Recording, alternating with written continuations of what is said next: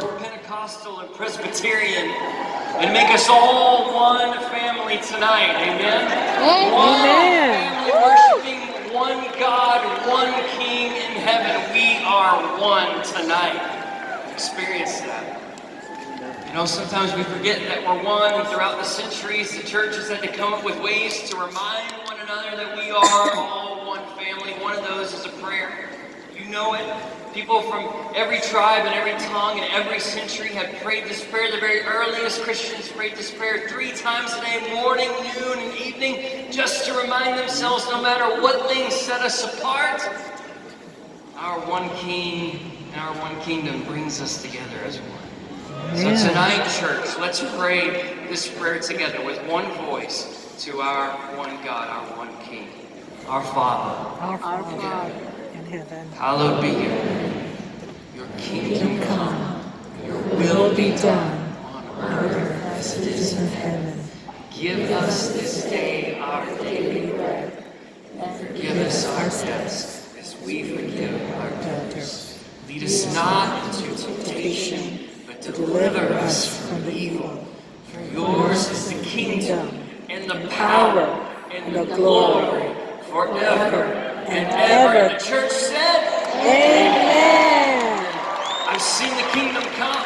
I've seen God's will done right here on earth the way it is in heaven. I was in Nairobi, Kenya, in the Mathare slum, the second largest slum in all of Africa. Picture this with me.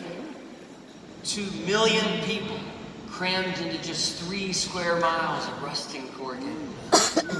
It was raining hard that day. My friend and I, we sloshed our way through the serpentine paths of that slum until we finally arrived at Elliot's house. Elliot, handsome, dapper Kenyan young man. He knew I was coming to visit him, and so he put on his very best to welcome me. His school uniform, and seafoam green tie and gray sweater, met me in front of a house smaller than the average American bathroom. Can you imagine? Just 6 by 8. Can you imagine? Everything you own in the world fits in just 48 square feet.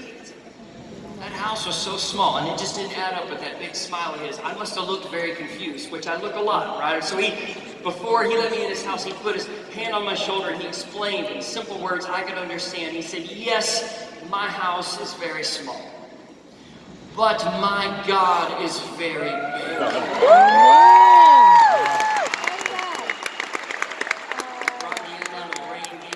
Spot to sit on the edge of his bed, and he began to tell me an incredible story about our big God. He said that when he was just 5 years old, his mother passed away, leaving his father to care for him all by himself. Now, his dad worked hard. Where my dad's at tonight, you'd do anything for your kids, wouldn't you? Well, he did. He worked every chance he could, did anything that he could, but you know, it wasn't enough. He couldn't earn even just $2 a day. That's not enough money to put food on the table. So he did what any dad here tonight would do. He sacrificed, he starved himself, he skipped meal after meal, day after day, just to give his boys something to eat, a little rice, a few beans. It wasn't enough. Elliot was so malnourished, his immune system was shot, it was worn out, he was always sick with something. There wasn't enough money to go see a doctor, there wasn't any kind of government program to kick in and help either. I mean, what could he do? All he could do was just hope and wait.